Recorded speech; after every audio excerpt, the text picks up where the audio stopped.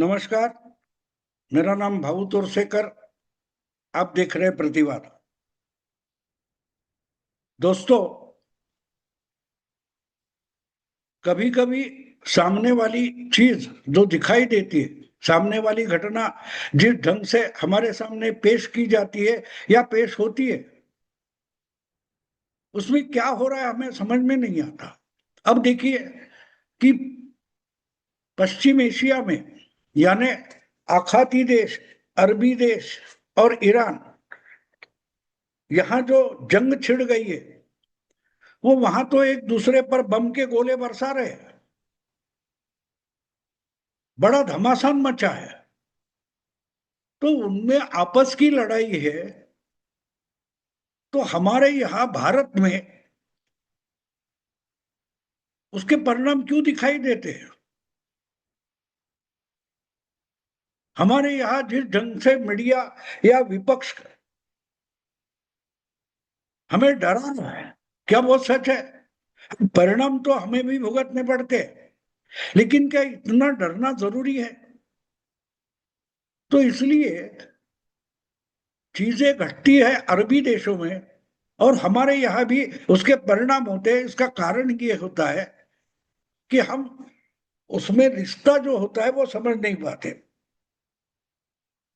तो कभी कभी अजीब लगता है कि भाई अभी भी देखो, हमारे यहाँ विपक्ष अगर अलग अलग चीजों से आम जनता को डराने की कोशिश कर रहा है, और दूसरी तरफ मोदी सरकार हमें आश्वस्त करना चाहती है कि डरने की जरूरत नहीं, हम उससे भी निकल कर आएंगे। संकट तो है, लेकिन संकट का सामना करना मुश्किल भी नहीं है, यह सरकार हमें बता रही है।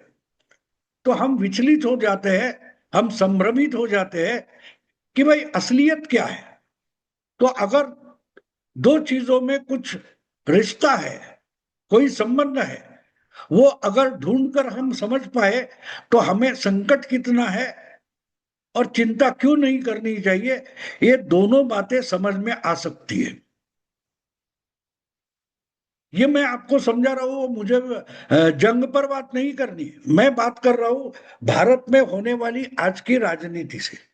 हम देख रहे हैं कि 4 राज्यों में चुनाव चल रहे। एक केंद्र शासित प्रदेश है पुदुचेरी, वहां भी चुनाव हो रहा है।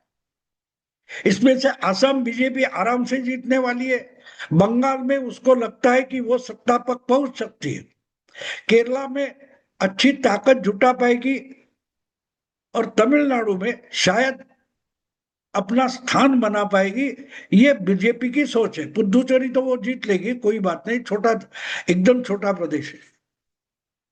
लेकिन ये सब जो राजनीति चल रही है, इसके बीच में हम उत्तर प्रदेश को देखें तो उत्तर प्रदेश में मायावती हो, कांग्रेस हो या अखिलेश यादव हो, ये क्यों विचलित है? बहुत सारे लोगों को ये बात समझ में नहीं आ रही है। जो कुछ हो रहा है वो अगर बंगाल में हो रहा है, तो बंगाल में जो उछल कूद चल रही है, इससे उत्तर प्रदेश के दो दो तीन तीन बड़े बड़े नेता और पार्टियां इतनी विचलित क्यों है? बंगाल का ऐसा कौन सा प्रभाव उत्तर प्रदेश की चुनावी राजनीति पर होने वाला है, वो बहुत सारे लोगों के समझ के बाहर है। और इसका कारण ये है कि बंगाल और उत्तर प्रदेश, इसके बीच में एक पूरा राज्य है, बड़ा राज्य है, जिसको बिहार नाम से लोग जानते हैं। तो अगर बिहार पर बंगाल का इतना प्रभाव नहीं होता, या बिहार का प्रभाव बंगाल पर नहीं होता, तो बंगाल का प्रभाव उत्तर प्रदेश की राजनीति पर, चुनावी राजनीति पर कैसे होगा? इससे लोग संभ्रमित होते हैं। तो ये बात समझने की जरूरी है कि रिश्ता दोनों में क्या है। अब एक रिश्ता ये है कि उसमें सिमिलैरिटी क्या है, समानता क्या है। उत्तर प्रदेश और बिहार में समानता क्या है? तो बात साफ है। बंगाल में बीजेपी सत्ता में नहीं है और सत्ता में आना चाहती है, और वहां की जो क्षेत्रीय पार्टी है तृणमूल कांग्रेस, उसको हराकर बीजेपी बंगाल की सत्ता में आना चाहती है। उत्तर प्रदेश में बात उल्टी है। उत्तर प्रदेश में बीजेपी सत्ता में है और बीजेपी को सत्ता से हटाने में लगी हुई जो पार्टी है वो राष्ट्रीय पार्टी नहीं है, वो है अखिलेश यादव की समाजवादी पार्टी। और अखिलेश के बाद आती है तीसरी पार्टी, वो भी क्षेत्रीय है, जिसको लोग बसपा, बहुजन समाज पार्टी, मायावती की पार्टी इस नाम से जानते हैं। तो मायावती और अखिलेश की जो क्षेत्रीय पार्टी है और बंगाल की जो तृणमूल कांग्रेस पार्टी है, वो दोनों में क्या समानताएं है वो ढूंढना जरूरी होता है। दोनों जगह बीजेपी तो एक समान है कि एक जगह सत्ता में है यूपी में, और बंगाल में बीजेपी अपोजिशन में है, सत्ता हथियाना चाहती है, हासिल करना चाहती है। दोनों जगह बीजेपी का एजेंडा मानो एक जैसा है। लोकल लेवल पर एजेंडा अलग अलग हो सकता है बंगाल के लिए और उत्तर प्रदेश के लिए, लेकिन विचारधारा के आइडियोलॉजी के आधार पर हम देखें तो बंगाल हो या उत्तर प्रदेश हो, बीजेपी का एजेंडा सेम है। हिंदुत्व, मंदिर, जो कुछ है। तो अपने आप में दोनों जगह की चुनावी राजनीति कुछ अंश एक जैसी हो जाती है। यानी हिंदुत्व का एजेंडा है तो मुस्लिम उसके खिलाफ हो गए ही, और मुस्लिम उत्तर प्रदेश हो या बंगाल हो, इन दोनों राज्यों में मुस्लिम पॉपुलेशन कम नहीं है, बहुत है। उत्तर प्रदेश में माना जाता है कुछ 24-25% है, और बंगाल में माना जाता है कि 30% है, 30% है। तो ये पॉपुलेशन छोटा नहीं होता। और दूसरी बात, मुस्लिम पॉपुलेशन अगर एक वोट बैंक बनकर एकजुट होकर अगर वोटिंग करता है तो उसका प्रभाव चुनाव पर बड़ा होता है, बड़ा असर होता है, एकजुट होकर वोटिंग करता है तो। और इसीलिए तो मुस्लिम वोट बैंक ये शब्द आया। बाकी Hindu vote bank, OBC vote bank, Marathi vote bank, Bengali vote bank, ऐसे शब्दों का इस्तेमाल नहीं होता। क्रिश्चियन वोट बैंक भी बोला नहीं जाता। लेकिन जब मुस्लिम शब्द आता है चुनाव में हमारे भारत में, तो एक बात साफ है, उसको मुस्लिम वोट बैंक बोला जाता है। अगर पूरी मुस्लिम वोट बैंक आपके साथ है तो आपको हराना मुश्किल है। ये हमारे यहाँ की पॉलिटिकल थियरी बन गई है। लेकिन पूरी मुस्लिम वोट बैंक खिलाफ होने के बावजूद 2014 में नरेंद्र मोदी ने पार्लियामेंट में, लोकसभा में बहुमत हासिल करके दिखाया है। 2014 तक हमारे देश में एक पॉपुलर पॉलिटिकल थियरी थी कि आप मुस्लिमों को अलग रख के, मुस्लिमों के खिलाफ बातें करके आप इस देश में ना सरकार बना सकते हो, ना मेजोरिटी ला सकते हो। ये पॉलिटिकल थियरी थी और हमेशा बोला जाता था।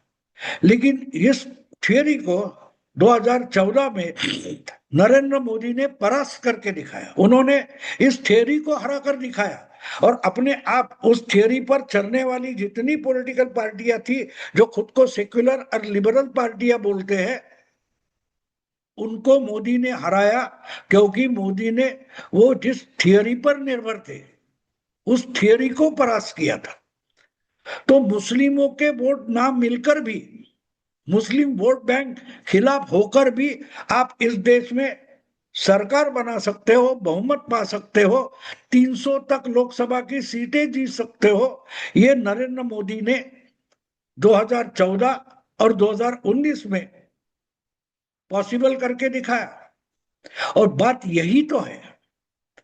अगर बंगाल और यूपी के चुनाव की हम तुलना करें तो हमें एक बात समझ में आती है कि मोदी हिंदुत्व के एजेंडा लेकर अगर मैदान में उतरे और बहुमत पा सकते हैं, ऑल इंडिया पा सकते हैं, अनेक राज्यों में पा सकते हैं, तो उसका परिणाम बिहार में, यूपी में, बहुत सारे राज्यों में, महाराष्ट्र में हमने देखा है, गुजरात में वो सगड़े सबसे पहले देखा है। तो यही समानता बंगाल और यूपी में है। आपको और एक बात मैं याद दिलाना चाहूंगा, मोदी नेशनल पॉलिटिक्स में आने से पहले, यानी 2012 में जब यूपी का चुनाव हुआ था, विधानसभा का चुनाव हुआ था, उस वक्त इसी मुस्लिम वोट बैंक के आधार पर अखिलेश यादव अपनी जवानी में, छोटे उम्र में राज्य के मुख्यमंत्री बन पाए। इसी मुस्लिम वोट बैंक ने समाजवादी पार्टी को अकेले के दम पर मेजोरिटी दी थी और उनकी सरकार बनी थी। और उसके 5 साल पहले उसी मुस्लिम वोट बैंक के आधार पर मायावती ने उत्तर प्रदेश में बहुमत पाया था। तो 2 चुनाव यूपी में ऐसे हो गए, 2007 और 2012, जो मुस्लिम वोट बैंक का प्रभाव उत्तर प्रदेश ने देखा। लेकिन 2012 की बात और अलग है। एक तरीके से बीएसपी और एसपी, ये दोनों, मायावती और अखिलेश, ये दो नेता ऐसे उभरे जिनको मुस्लिम वोट बैंक ने सर पर बैठा दिया। लेकिन 2012 की बात अलग है। उत्तर प्रदेश विधानसभा के एमएलए की संख्या 403 है। इस 403 में 68 एमएलए, विधायक मुस्लिम थे।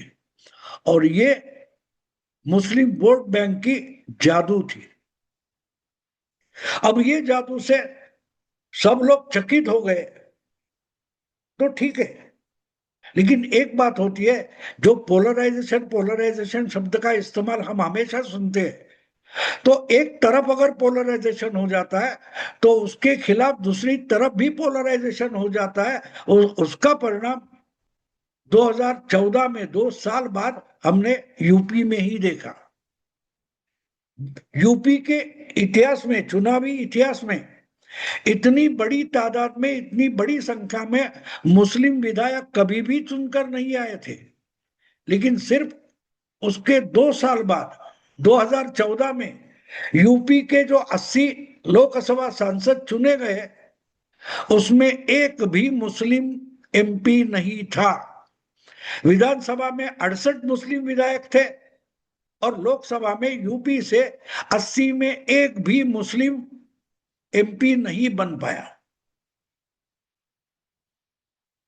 तो पोलराइजेशन एक तरफ होता है, तो दूसरी तरफ काउंटर पोलराइजेशन होता है, ये भी नहीं भूलना चाहिए। और इसीलिए आज अगर बंगाल में जो कुछ चल रहा है, उसमें मुस्लिम वोट किस तरफ जा रहे हैं, मुस्लिम वोट का प्रभाव क्या है?